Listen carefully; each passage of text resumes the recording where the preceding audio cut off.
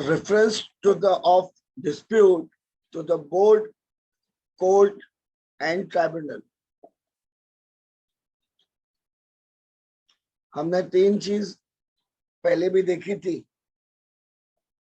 Redressal board देखा था, हमने कोर्ट के बारे में देखा था, कॉन्स्टिट्यूशन चेक किया, पावर्स एंड प्रोसीजर चेक किए, और उसके बाद हमने देखा था tribunal, that is a quasi judicial.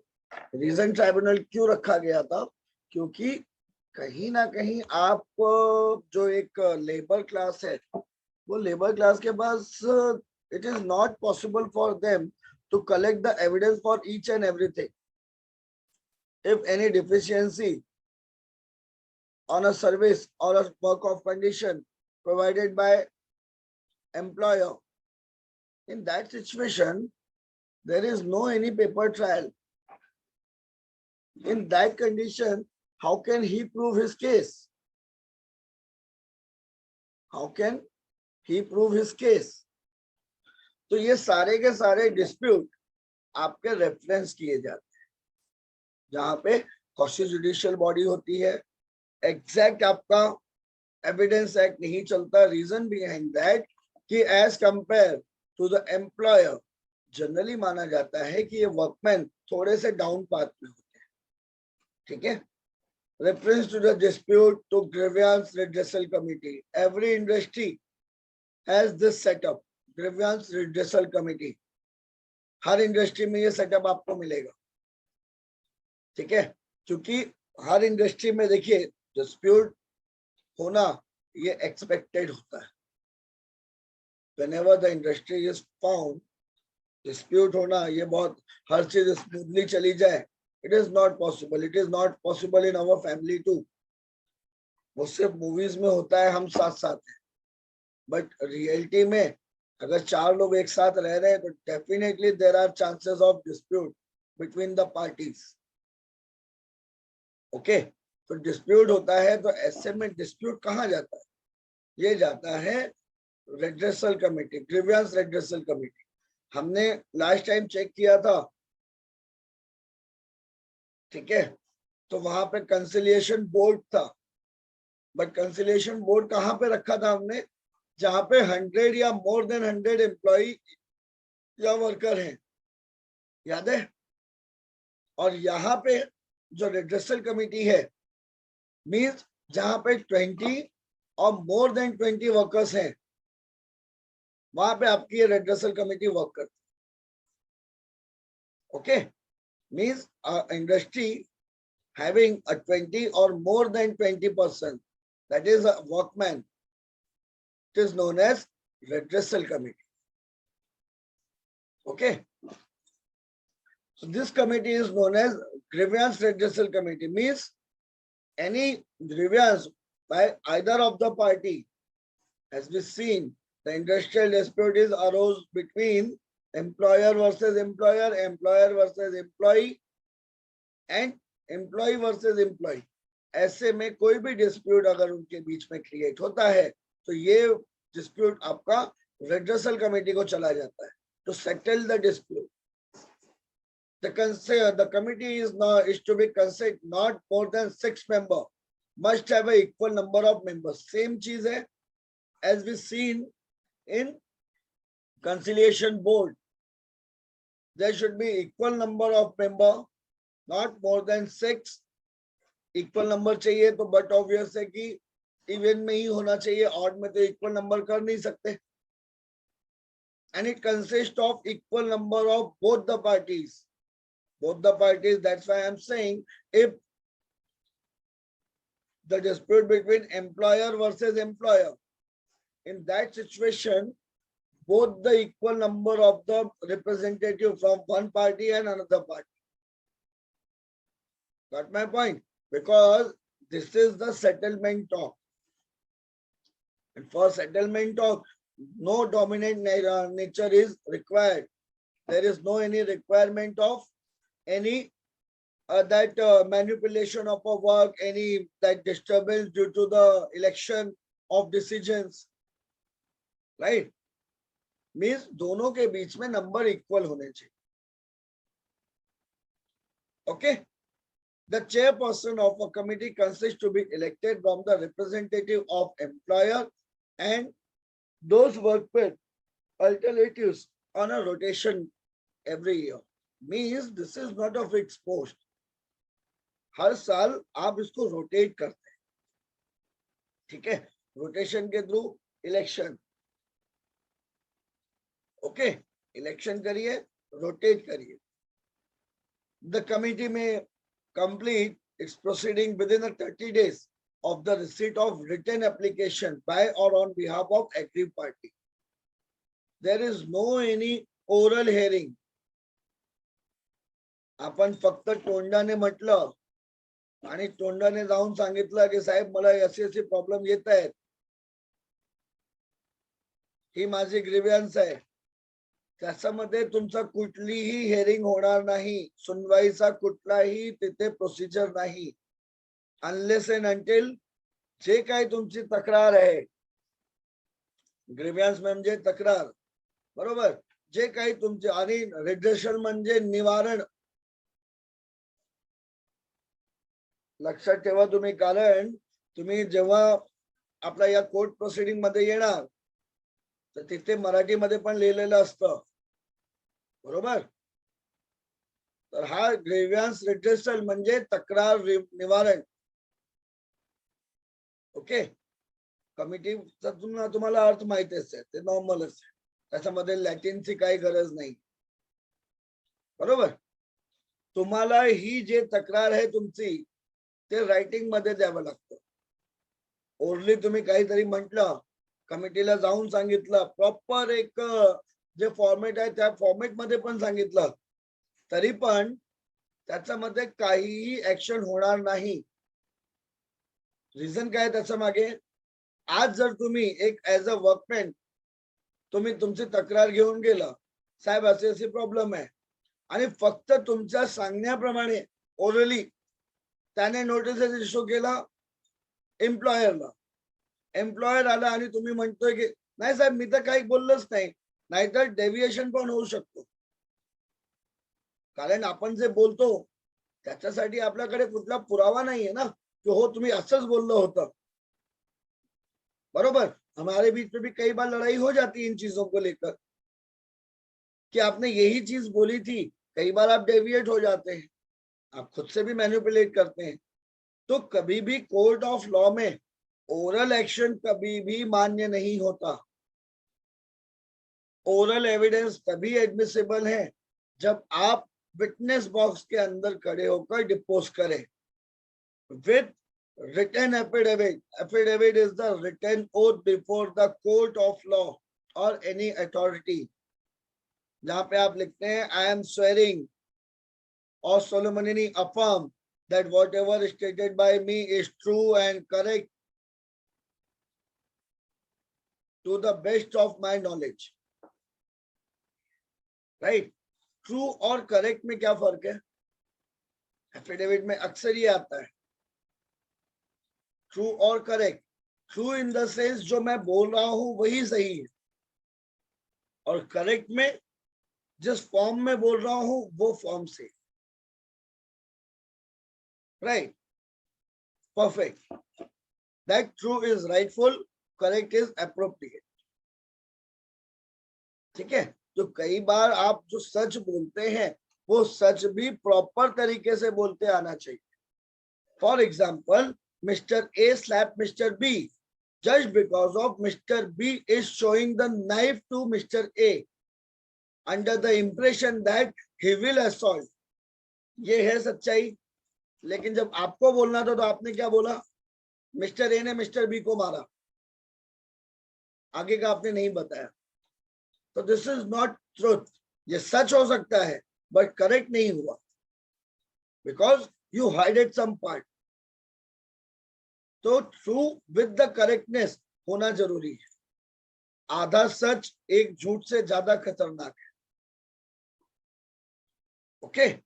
तो oral deposition before any court of law, any authority is admissible if that oral deposition is comes under swearing of oath.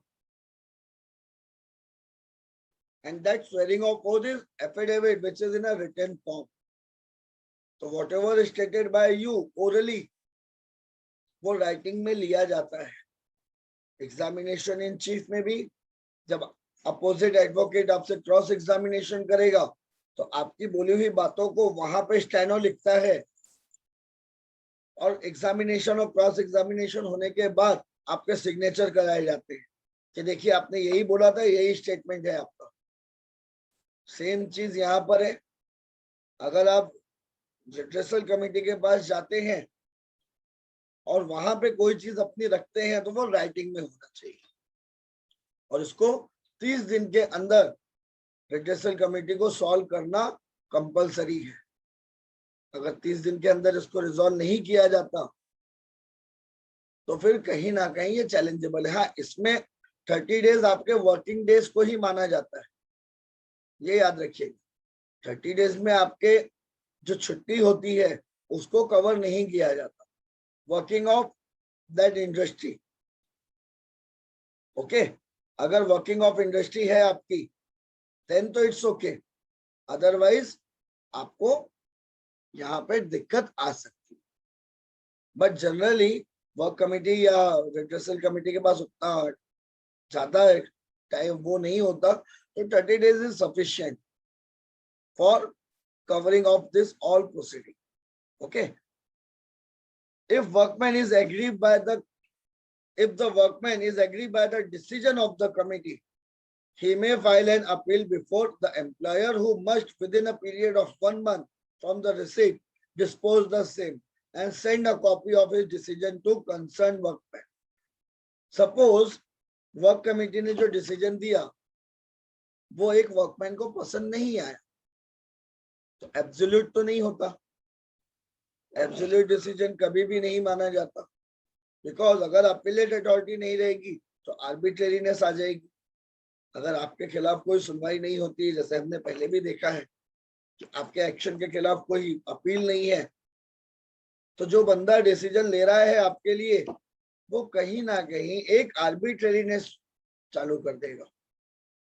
Okay, और arbitrariness की वजह से, जिसको आप तानाशाही रवैया बोलते हैं, कि जब कोई सुनने वाला नहीं आपके खिलाफ, तो अब्राहम लिंकन ने भी कहा था power corrupts and absolute power absolute corrupt. ठीक है, तो ऐसे कंडीशन में ये प्रोसीडिंग का कोई मीनिंग नहीं. तो इसके लिए this is the rule of natural justice, for every decision there should be appeal.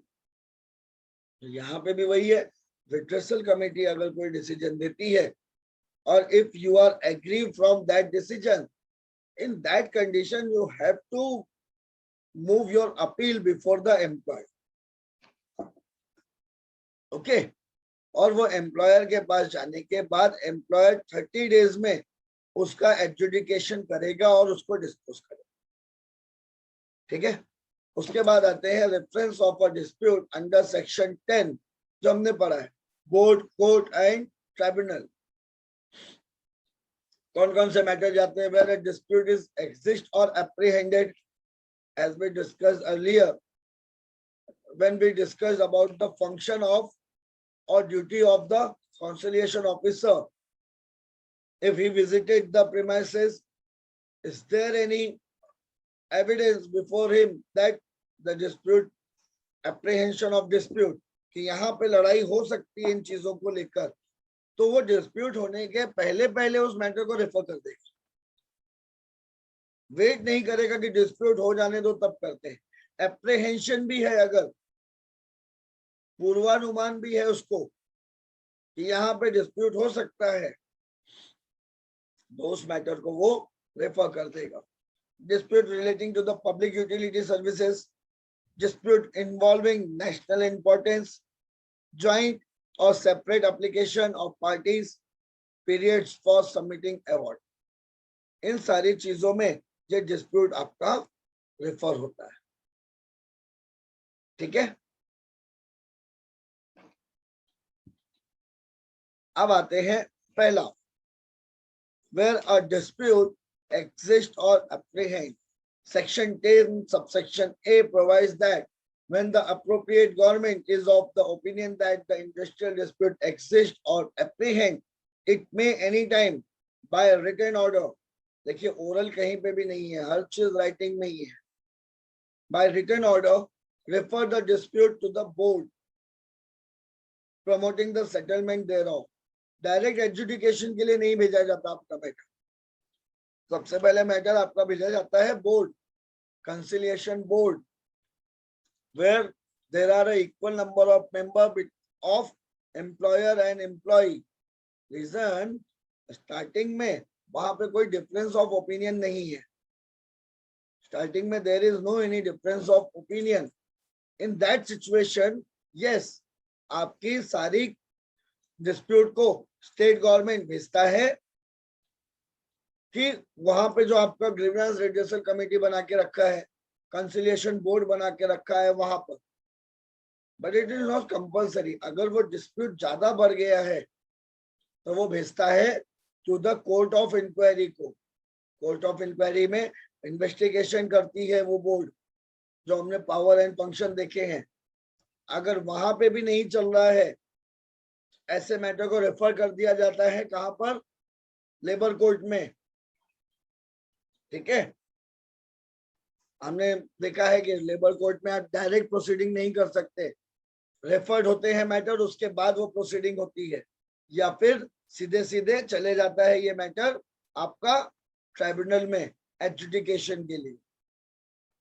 ऐसी कोई भी अगर रिपोर्ट गवर्नमेंट के पास आती है तो इसके अकॉर्डिंग वो आपका मैटर रेफर करता है।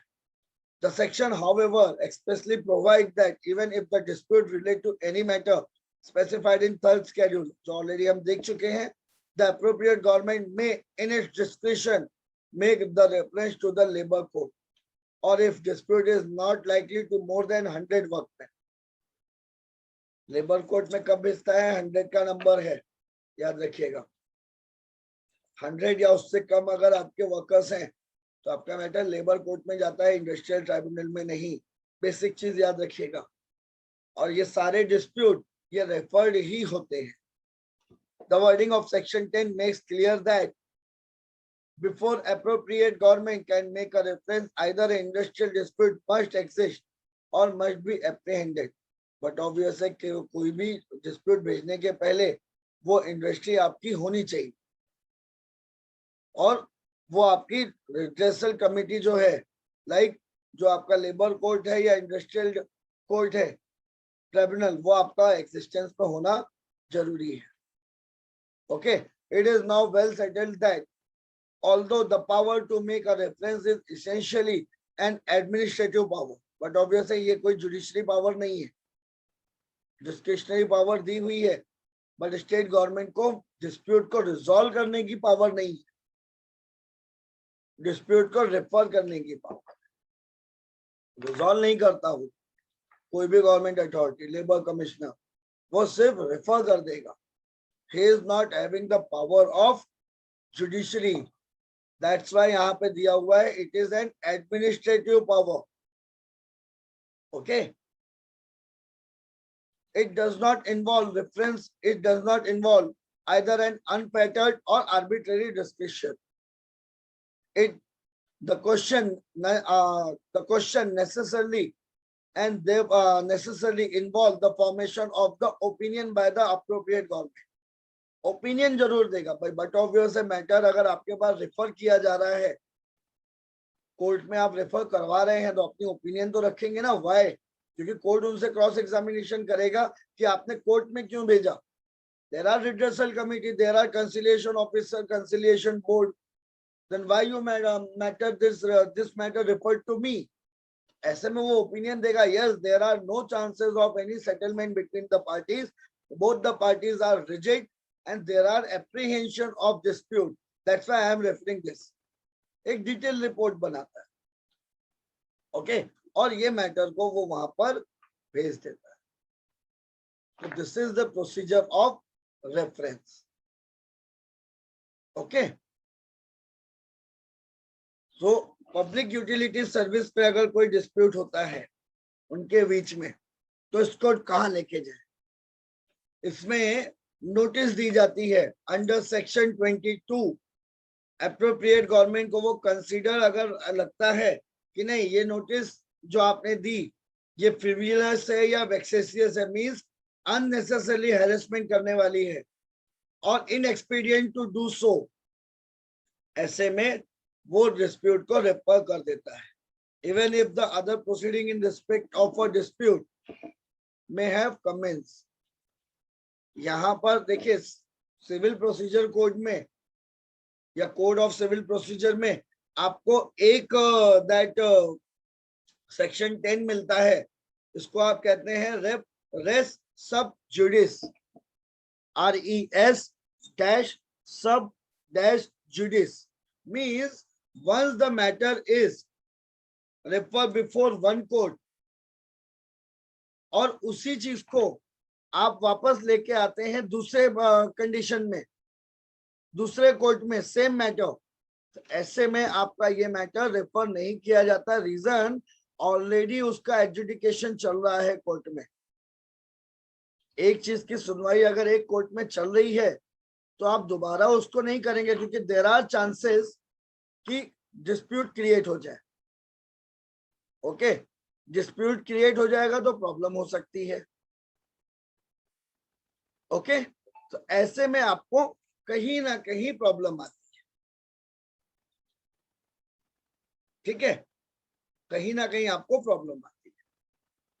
सो इसीलिए अगर गवर्नमेंट अप्रोप्रिएट गवर्नमेंट को लगता है कि ये फ्रिविलस है या वेक्शिशियस है, मींस कोई भी कंप्लेंट आई है, ठीक है, या कोई आपकी लीगल प्रोसीडिंग है, उसको आप रेफर करवा देते हैं, ठीक है, जिससे आप मतलब जुडिशियल और क्वासी जुडिशियल के सामने भेज देते हैं। कई बार डिस्प्यूट ऐसे आपके सामने रेफर होता है कि जहां पर आप उसका डिसीजन नहीं देना चाहते या आप इनकैपेबल हैं, ऐसे में गवर्नमेंट इसको भेज देती है और गवर्नमेंट को लगता है कि ये फ्रिविलस और वेक्सेशियस है, बेटर है इसको भेज दो आप सीधे सीधे एडजुडिकेशन के लिए। ओके, ये इसका मीनिंग होता है। ओके, मींस कि यहां पर अगर गवर्नमेंट को लगता है कि कहीं ना कहीं आपका ये डिस्प्यूट जो अरोज हो रहा है, वो डिस्प्यूट अरोज होने का मतलब प्रॉब्लम हो सकती है, और ये जो कंप्लेंट है, ये complaint need to be settled by the appropriate court और ट्राइब्यूनल, तो उसको आप बोलते हैं फ्रिविलस। ओके, मीनिंग इसका इंग्लिश से अलग हो सकता है, नॉर्मल से अलग हो सकता है, याद रखिएगा। And in law there is no any one word definition, be clear in your mind. ठीक है, तो जब भी ऐसी कोई आपको नोटिस मिलती है अप्रोप्रिएट गवर्नमेंट को जिसमें लगता है कि ये वेक्सेशियस इन नेचर हो सकता है, मींस इसमें अब एडजुडिकेशन बहुत ज्यादा जरूरी है, ऐसे में that matter is referred to the court और ट्राइब्यूनल जो पब्लिक यूटिलिटी सर्विस के होते हैं, जैसे अभी हमने पोस्टमैन का एग्जांपल देखा। Okay, the above provisions are mandatory in nature. यहाँ पे कोई भी डिस्क्रिशनरी पावर नहीं अवेलेबल है, मैंडेटरी है, तो गवर्नमेंट को ये जो भी मैटर है मैंडेटरी सर्विस पे इसको भेजना पड़ेगा। Mandatory means compulsory in nature.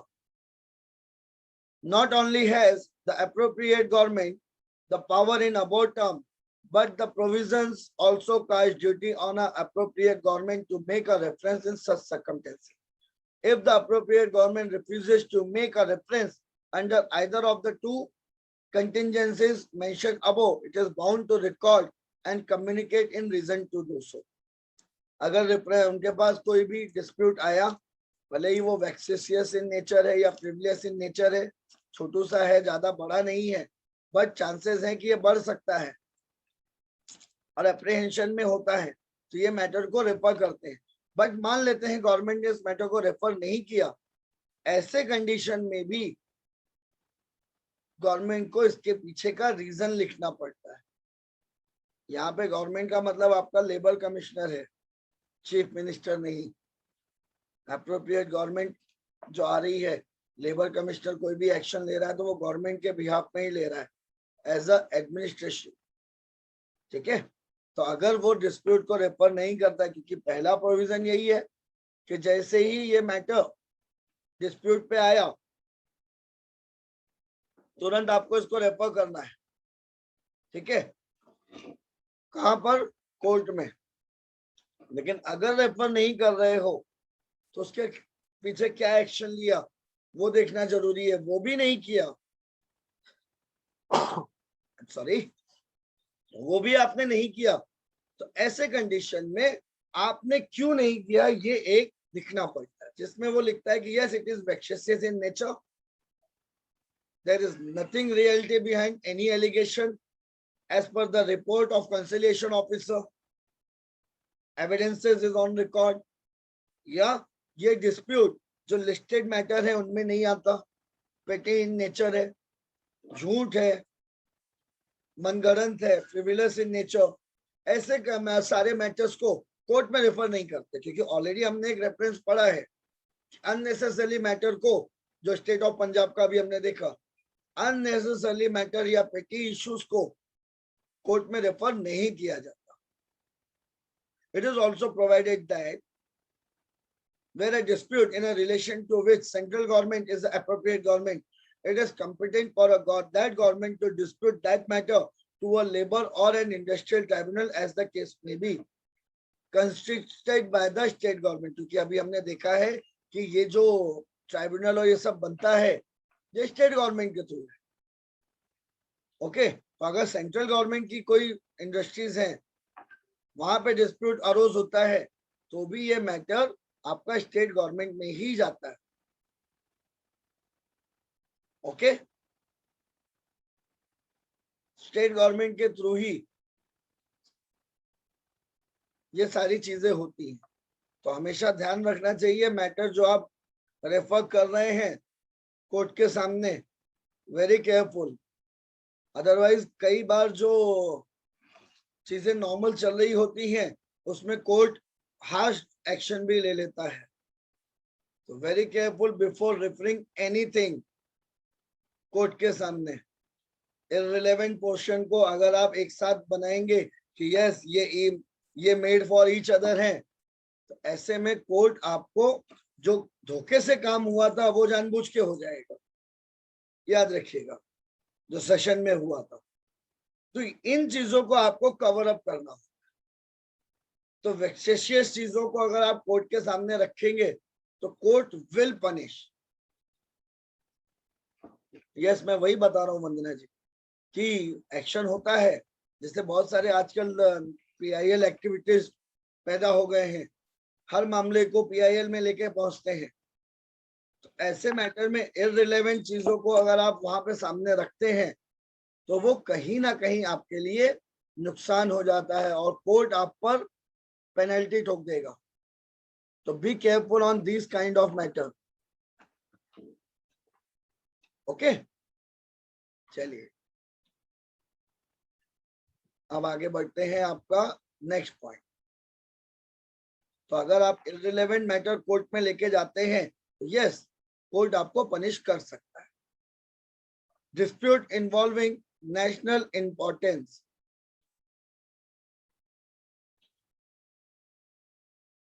dispute involving national importance, ठीक है, means where a central government is of opinion that industrial dispute which exists or is apprehended involves any question of national importance or is of such nature that industrial establishment situated in more than one state is likely to be interested in or affected by such dispute। मान लेते हैं अभी जो आपका Covaxin का काम चल रहा है, अगर इस इंडस्ट्री में कोई डिस्प्यूट अरोज हो जाए तो इनका जो डिस्प्यूट होगा वो पूरे नेशन के इंटरेस्ट पे प्रॉब्लम कर देगा, राइट। तो ऐसे डिस्प्यूट को आपका नेशनल इंटरेस्ट जुड़ जाता है। आपकी ऑर्डिनेंस फैक्ट्री है, यहाँ पे कोई भी डिस्प्यूट हो जाए तो यहाँ पे अगर काम बंद होता है, स्ट्राइक होती है या बाकी चीजें होती हैं तो वो नेशनल इंपॉर्टेंस होता है, क्योंकि नेशनली उसका इफेक्ट पड़ता है। रेलवे अगर अपनी हड़ताल कर दे, पोस्ट सर्विस अपनी हड़ताल कर दे, राइट, यस, पूना वाला, तो ऐसे उसमें कहीं ना कहीं वो नेशनल इंपॉर्टेंस होता है. Okay, that dispute should be adjudicated by the national tribunal. जब हाई लेवल पे जाता है मैटर तो डायरेक्ट जुरिडिक्शन नेशनल ट्राइब्यूनल का होता है. दो तरीके के जुरिडिक्शन हमारे पास होते हैं, एक ओरिजिनल जुरिडिक्शन, दूसरा अपीलेट जुरिडिक्शन. अपीलेट जुरिडिक्शन जहां पे सबऑर्डिनेट कोर्ट के ऑर्डर से आप एग्री नहीं करते, इसकी वजह से आप अपील करते हैं. और ओरिजिनल जुरिडिक्शन में जहां पे फर्स्ट टाइम फ्रेश हेयरिंग जाती है. Okay, that the central government में वेदर और not it is the appropriate government in a relation to that dispute anytime by a written order refers the dispute or any matter connected with relevant to the dispute, whether it relates to any matter specified in second or third schedule, to a national tribunal for adjudication. Section 10 subsection 1 clause A. तो national important का अगर कोई matter रहेगा जो nation wide effect कर सकता है, ऐसे सारे मैटर्स को आप भेजते हैं कहां पर? सीधे सीधे नेशनल ट्रिब्यूनल में. ओके, चलिए, उसके बाद आता है इफेक्ट ऑफ. उसके पहले एक चीज और देख लीजिए. While about provisions confer discretionary power, they do not impose an obligatory duty. The central government may, even if it is not the appropriate government, make such reference at any time. Central government but obvious है, जो हमने हमारा एक constitution के according हमारा quasi federal in nature है. Total federalism नहीं है, टोटल यूनिटरी नहीं है. क्वाजी फेडरल सिस्टम में अगर स्टेट गवर्नमेंट के किसी भी मैटर पर सेंट्रल गवर्नमेंट कोई भी एक्शन ले रही है, डिसीजन ले रही है, और अगर वो मैटर आपका आता है यूनिटरी लिस्ट में, ऐसे में ये मैटर को रेफर करना कंपलसरी है. और स्टेट गवर्नमेंट की विल एंड विश वहीं सस्पेंड हो जाती है, क्योंकि hierarchy wise central government is above then the state government. ठीक है, एनी टाइम इस मैटर को वो रेफर कर सकते हैं by stating that this matter is having a national dispute और there are chances of national dispute.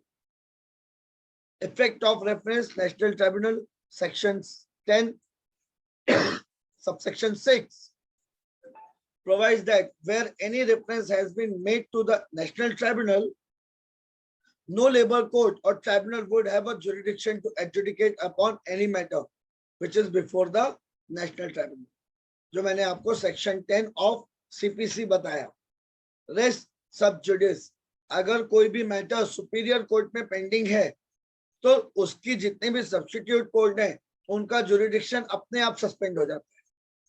Reason behind that कि आपसे हायर अथॉरिटी उस पर एडजुडिकेट कर रही है, हियरिंग ले रही है. तो जब भी कोई मैटर इंटरनेशनल ट्रिब्यूनल के सामने चल रहा होता है तो जो आपके छोटे लेबर कोर्ट और इंडस्ट्रियल ट्राइब्यूनल हैं, इनके पावर अपने आप सस्पेंड हो जाते हैं. अब आप उसी मैटर को जो नेशनल ट्रिब्यूनल के सामने पेंडिंग है लोअर कोर्ट में लेकर नहीं आ सकते. Okay, accordingly if the matter is pending before the labour and tribunal, the matter is deemed to be quashed on a reference to the national. Same चीज यहाँ पे भी होती है, म्यूचुअल रिस्पेक्ट वाली चीज. नेशनल ट्रिब्यूनल के सामने कुछ चल रहा है तो लेबर कोर्ट उसकी हेयरिंग नहीं लेगा, इंडस्ट्रियल ट्राइब्यूनल हेयरिंग नहीं लेगा. सेम चीज अगर लेबर कोर्ट और इंडस्ट्रियल ट्राइब्यूनल में चल रहा है वो मैटर, और उस डिस्प्यूट को बिफोर एडजुडिकेशन या before passing of any award आप लेके जाते हैं सीधे सीधे नेशनल ट्राइब्यूनल में, तो नेशनल ट्राइब्यूनल उसको क्वैश कर देगा. नेशनल ट्राइब्यूनल उसमें हेयरिंग नहीं लेगा. The appropriate government cannot refer the matter before a national tribunal to any labor or tribunal during the pendency of matter. अगर मैटर चल रहा है नीचे के कोर्ट में, लेबर कोर्ट में, ऐसे में इस मैटर को स्टेट गवर्नमेंट भले ही उसके पास पावर है to refer the matter, but not that matter which are pending before the labor or national or industrial tribunal. ठीक है, तो दोनों की एक म्यूचुअल रिस्पेक्ट। नेशनल ट्राइब्यूनल में चल रहा है तो लेबर कोड उसकी हेयरिंग नहीं लेता, पावर ही नहीं है। लेबर कोड और इंडस्ट्रियल ट्राइब्यूनल में कुछ चल रहा है तो उसकी नेशनल ट्राइब्यूनल हेयरिंग नहीं लेता।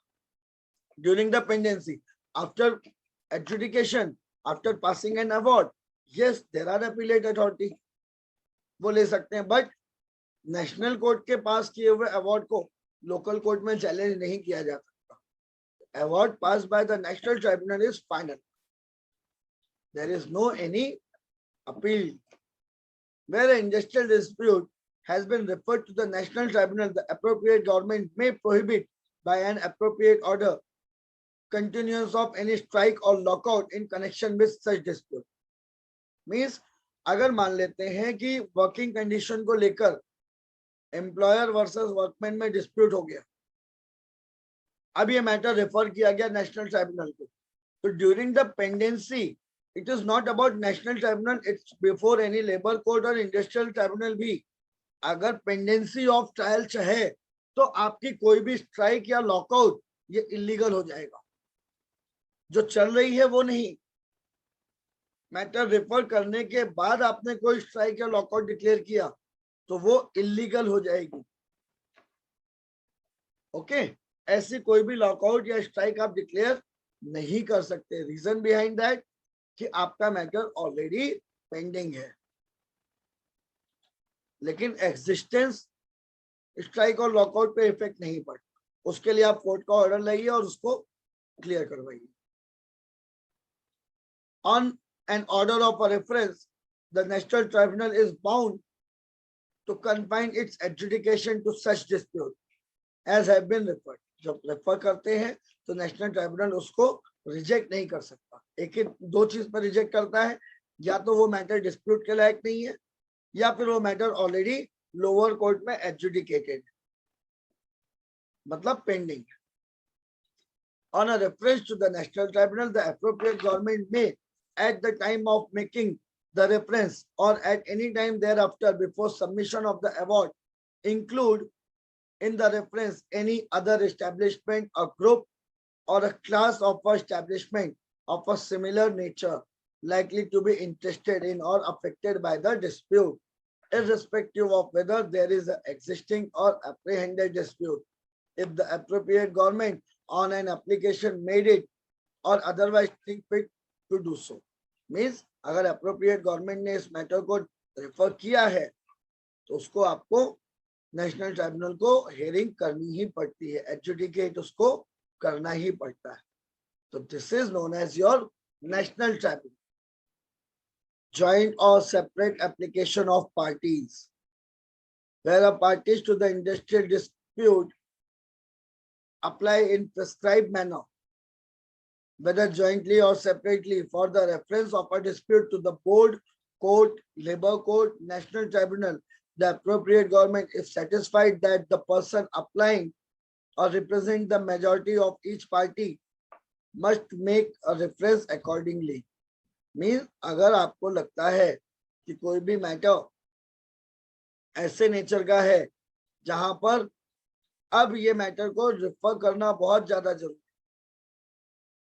ठीक है, तो ऐसे रेफरेंस को कोर्ट इमीडिएटली भेज देता है, या तो जहां के लिए भी आपने अप्लाई किया, बोर्ड, कोर्ट, लेबर कोर्ट और इंडस्ट्रियल ट्राइब्यूनल, ये अलग अलग अथॉरिटीज हमने पढ़ी है। According to the Maharashtra amendment, when an application is made by the recognized union, हमने देखा है यहाँ पे ट्रेड यूनियन का वो है, the appropriate government is bound to make the reference.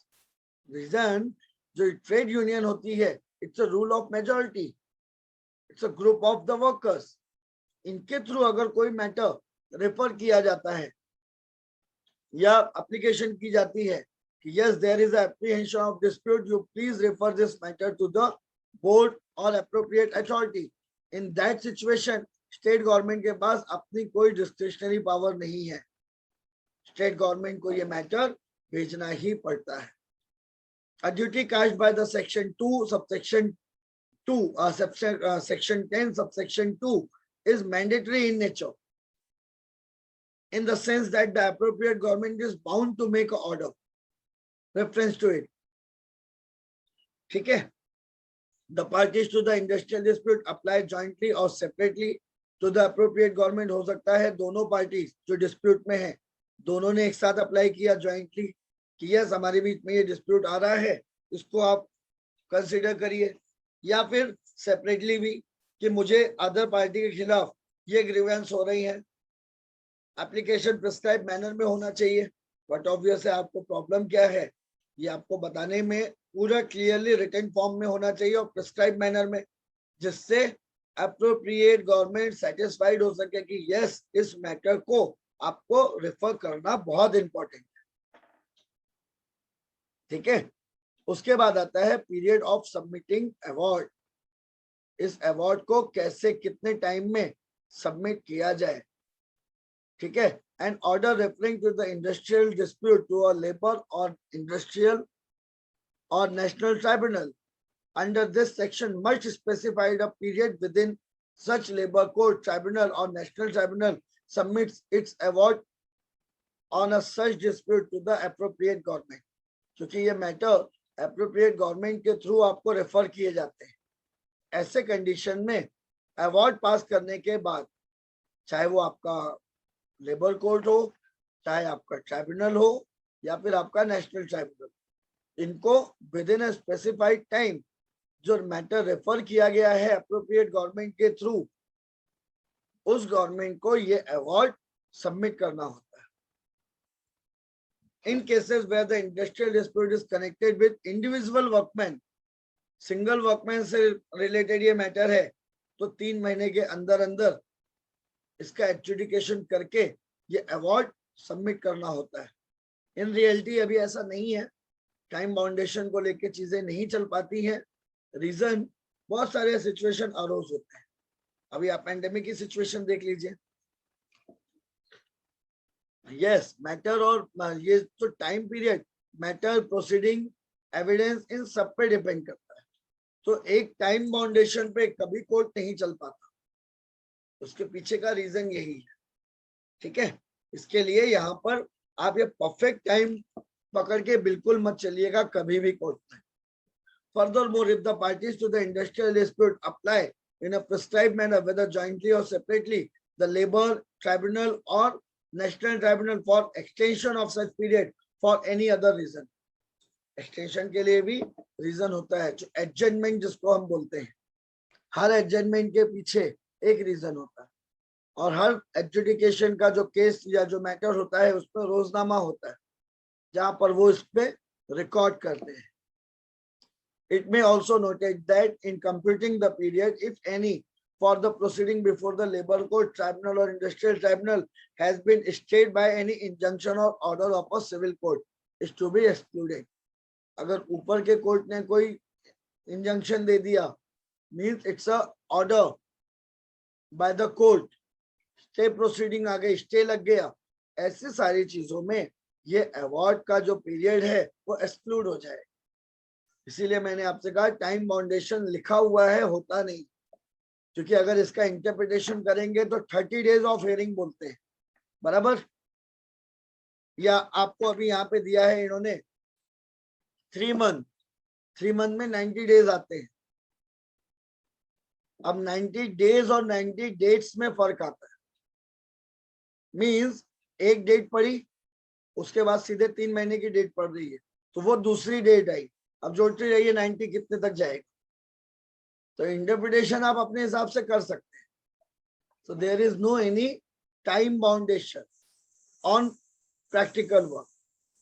Theory में लिखने के लिए आसान है, लेजिस्लेशन बना देता है, बट जब फील्ड में उतर के काम करना पड़ता है तो it is quite difficult. Okay, it is further provided that no proceeding before the labor tribunal or national tribunal would lapse merely on a ground that any period specified under this subsection is expired. But obvious है, तो ऐसा नहीं है कि 90 days पूरे हो गए तो ये प्रोसीडिंग खत्म हो गई, नॉट एट ऑल। लिखा हुआ है बट प्रैक्टिकल मैनर में ऐसा कहीं कुछ नहीं। The provision made under this subsection provides for early disposal। हाँ, ये मान सकते हैं जितनी जल्दी हो सके इसको खत्म करें, ताकि वो लेबर क्लास हो या आपका एम्प्लॉयर हो, इनको ज्यादा नुकसान ना हो। तो टाइम बाउंडेशन आप इस चीज पे मान सकते हैं, unnecessarily delay is not allowed. ठीक है, so this is your submission of award before the appropriate authority. Effect of an order of a reference generally, आप ऑर्डर का जो इफेक्ट होता है, जो रेफरेंस किया गया है, उसका मीनिंग क्या है? The effect of order of reference to the National Tribunal has been dealt with the separately above. The effect of order of reference under section 10, ठीक है, उसके पीछे का क्या इफेक्ट हो सकता है? एक second रुकिएगा।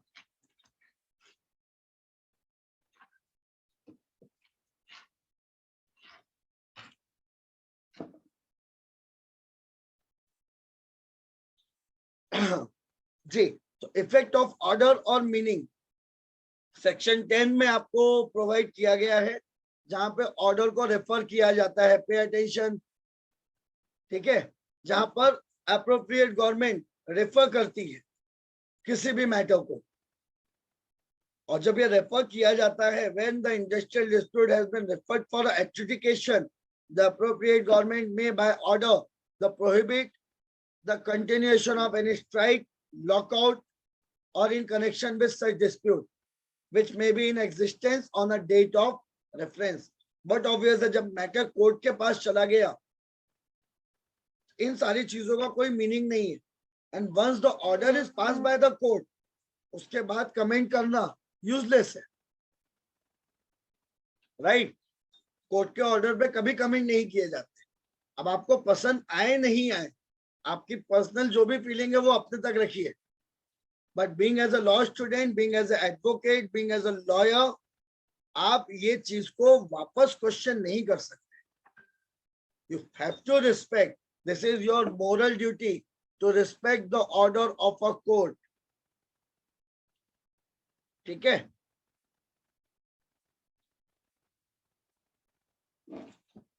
where an order of a reference, the appropriate government has specified the point of a dispute for adjudication, the same is to be confined to those points and matter incidental thereof. अगर apprehended matter है या उसके जैसे और भी matters हैं तो problem हो सकती है। ठीक है, तो ऐसे सारी चीजों को जब आप डिस्प्यूट में लेके जाते हैं और वो रेफर करता है एप्रोप्रिएट गवर्नमेंट, तो जितने भी आपके वहां पे टेंशन चल रहे हैं वो अपने आप शांत हो जाते हैं, खत्म नहीं होते। बट एडजुडिकेशन के लिए भेजा है तो लेट द कोर्ट डिसाइड, और अगर कोर्ट के पास कोई मैटर है तो उस पर आप कमेंट नहीं कर सकते। Where a dispute concerning an establishment और establishments has been or is to be referred to the adjudication, and the appropriate government is of opinion whether an application or otherwise the dispute is such of nature that any other establishment, group, class of establishment of similar nature is likely to be interested in or affected by such dispute, the appropriate government at the time of making such reference or at any time thereafter, but before submission of award, includes such reference to the matter. Means मान लेते हैं कोई भी dispute है, वो refer किया गया appropriate government के थ्रू, बट और भी मैटर्स कनेक्टेड आ गए उसी एस्टेब्लिशमेंट से, तो उनको भी स्टेट गवर्नमेंट कनेक्ट करवा देगी, रेफर करवा देगी, but before a passing of any judgment. Once the judgment is pass, there is no chances of introduction of new dispute. ठीक है, तो एक बार अगर कोर्ट ने डिसीजन दे दिया, आप क्या सोचते हैं, क्या समझते हैं, एक चीज बहुत अच्छे से दिमाग में डाल लीजिए, you are not above then the court. आप बहुत बड़े नॉलेजेबल पर्सन हो सकते हैं, अप्रिशिएट किया भी जा सकता है, बट याद रखिए आप जो है उस कोर्ट के नीचे ही हैं, आपकी थिंकिंग उस कोर्ट के ऊपर नहीं जा सकती, फाइन सेंस ऑफ जजमेंट को आप क्रॉस नहीं कर सकते, और वो भी तब जब ये अपेक्स कोर्ट ने पास किया हो, मीन्स हायर अथॉरिटी अगर कोई डिसीजन दे रही है तो आप सोच भी नहीं सकते हो उनके पावर ऑफ थिंकिंग को, पावर ऑफ एडजुडिकेशन को। ऐसे किसी मैटर पे क्वेश्चन उठाना is amount to contempt of court. अगर अपीलेट अथॉरिटी है, अपील का प्रोविजन है, then you may appeal. But अगर नेशनल ट्राइब्यूनल ने कुछ ऑर्डर दिया या सुप्रीम कोर्ट ने कुछ ऑर्डर दिया तो डेफिनेटली आप ये समझ जाइए कि उनके ऊपर तो आप नहीं है, चाहे नॉलेज में चाहे पावर में। ये तो वही हो गया कि सूरज की गर्मी ज्यादा है तो आप यहां से खड़े होकर सूरज को बोल रहे हैं क्या है यार कितनी गर्मी है तेरे अंदर, कोई मीनिंग नहीं है, उल्टा आप ही बेवकूफ साबित होते हैं। ठीक है, ऐसे किसी भी एडजुडिकेटेड मैटर को जिसमें कोर्ट ने जजमेंट और डिक्री पास की है, इसके बारे में कमेंट करना या उस मैटर को रेफर करना जीरो हो जाता है। Voluntary reference to the arbitration under section 10 subsection A. अब हम आते हैं आर्बिट्रेरी पावर में, आर्बिट्रेशन के पास। एनी मैटर डिस्प्यूट एग्जिस्ट और अप्रीहेंड, आर्बिट्रेशन प्रोसीडिंग भी कहीं ना कहीं क्वासी जुडिशियल प्रोसीडिंग ही मानी जाती है। बट यहाँ पर जो अवार्ड पास होता है वो दोनों पार्टी के सेटलमेंट से होता है। अगर कोई भी पार्टी एग्री नहीं करती तो उसको उस अवार्ड पे लिखना पड़ता है साइन करके, अंडर डिस्प्यूट या अंडर प्रोटेस्ट, तब वो आर्बिट्रेशन अवार्ड पे साइन कर सकता है। अगर अंडर प्रोटेस्ट करके उस अवार्ड पे साइन किया है दैट मीन्स अब आपके पास हाई कोर्ट में अपील करने का पूरा पूरा पावर है। अगर आप आर्बिट्रेशन अवार्ड को साइन कर लेते हैं without mentioning under protest, it is clearly mean that that award is accepted by you, और ऐसे में आप अपील नहीं कर सकते, उस आर्बिट्रेशन अवार्ड को आप चैलेंज नहीं कर सकते। ये छोटी छोटी प्रोसीडिंग्स हैं, very careful while practising. Okay, there में any time before the dispute has been referred under section 12 to the labor court, tribunal or national tribunal by a written agreement, refer that dispute to the arbitration। अगर ये matter किसी भी court में चल रहा है, national tribunal में है, लेबर कोर्ट में है, अगर दोनों पार्टी एग्री हो जाती है तो इस मैटर को वो आर्बिट्रेशन के पास रेफर करा सकते हैं। आई बात समझ में, जिससे कोर्ट को थोड़ा सा एक चांस मिल सके आपस में और डिस्कशन करने का। कोर्ट में सिर्फ एडजुडिकेट होता है मैटर, डिस्कशन का पावर नहीं होता। आप अपने एविडेंस दिखाइए, सामने वाला अपना एविडेंस दिखाए और कोर्ट उस पर डिसीजन देगा। बट अगर आपको कोई भी चीजों का डिस्कशन करना है, कोई सेटलमेंट टॉक है, तो ऐसे में आप अपने इस मैटर को कोर्ट में एप्लीकेशन डालकर रेफर करा सकते हैं। ओके, और ये मैटर रेफर हो सकते हैं after the moving of application. So ये सारे मैटर आपके आर्बिट्रेटर के पास रेफर किए जाते हैं और वहां पे एडजुडिकेशन होता है। यहाँ पे एसेंशियल एलिमेंट क्या क्या है? सबसे पहले तो उस कोर्ट के सामने, ट्राइब्यूनल के सामने वो डिस्प्यूट होना चाहिए। अगर ट्राइब्यूनल के सामने डिस्प्यूट ही नहीं है तो ट्रांसफर का कोई मीनिंग नहीं है। ठीक है, तो वो मैटर चल रहा होना चाहिए। चलते हुए मैटर को अगर both the parties are agreed then उस मैटर को वो रेफर कर देते हैं, एप्लीकेशन मूव करते हैं कोर्ट में विद द एफिडेविट और उसको वो आगे रेफर करा सकते हैं। ठीक है, उसके बाद आता है agreement to refer to the dispute to the arbitration must be in writing. मैंने बताया था आपको कि कॉन्ट्रैक्ट एक्ट में आजकल जितने भी इंडस्ट्रीज के कॉन्ट्रैक्ट होते हैं उसमें एक आर्बिट्रेशन क्लॉज पहले से ही डाल दिया जाता है कि अगर कोई डिस्प्यूट अरोज होता है तो ऐसे सिचुएशन में हमारे मैटर को कोर्ट में ना ले जाकर हम एक आर्बिट्रेटर के पास ले जाएंगे for the adjudication. Such agreement should be arrived at the prior to any reference being made under section 10। कोई रेफरेंस की जरूरत नहीं है, दोनों पार्टीज अगर सेटल करती हैं, दोनों पार्टीज एग्रीड हैं कि नहीं हमें कोर्ट के थ्रू नहीं, हमें आर्बिट्रेशन के थ्रू जाना है, उसमें आप कर सकते हैं। ये आपके जुडिशियल प्रोसेस में भी चलता है, अंडर सीपीसी लोक अदालत के प्रोविजन है। कोई भी सिविल मैटर जो पेंडिंग बिफोर सिविल कोर्ट है, एनी टाइम आप उस मैटर को लोक अदालत में ले जा सकते हैं, अगर आप उस कोर्ट के सामने एप्लीकेशन मूव कर दें और बोथ द पार्टीज, अकेले से नहीं होता। यहाँ पे दोनों पार्टी जो है उस केस में या उस मैटर में, वो अगर अपनी विल एंड विश दिखा दें कि यस इस मैटर को रेफर कर दीजिए, ऐसी सिचुएशन में आपका हो सकता है। ठीक है, उसके बाद the agreement must specify the name of the arbitrator और आर्बिट्रेटर्स। आर्बिट्रेटर अपॉइंट करने के लिए भी उसका नेम होना चाहिए, नाम होना चाहिए, किसके पास भेजना चाहते हैं। Arbitration agreement should be signed in a prescribed form. Arbitration agreement provide for even number, or it is essential for the copy of arbitration agreement जो प्रोवाइड करना है वो। ठीक है, इस हिसाब से आपका आर्बिट्रेशन के पास मैटर रेफर होता है। ओके।